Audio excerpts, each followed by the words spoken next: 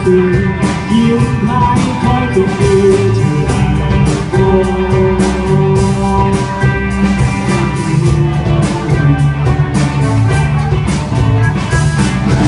อย่าทิ้งแบบนี้อย่าอยู่ใกล้คนอื่น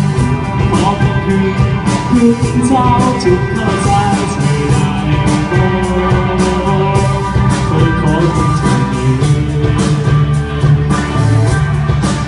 แต่คือทุกทีที่เจ้าหาไม่ค่อยนับขาดถึงว่าเคยนับถึงว่าเคยนับเท่านั้นคอยที่บ้านในวันนั้นทุกคน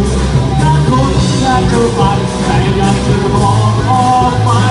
นะว่าเจ้าคนนี้มีแฟนแล้วถ้าทุกคนสงสัยตา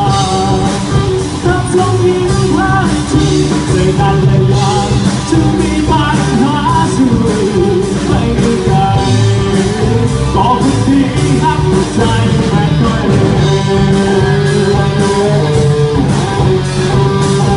ขอเสียงขอเสียงขอเสียงดังเสียง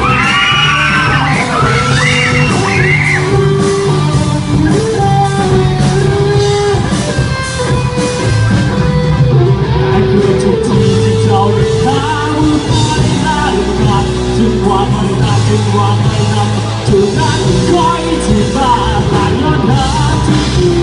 ถ้าคนอยากจะไปแต่อยากจะบอกออกไปเหมือนกันว่าเจ้าคนนี้มีแฟนแล้วทุกคนสงสัยตา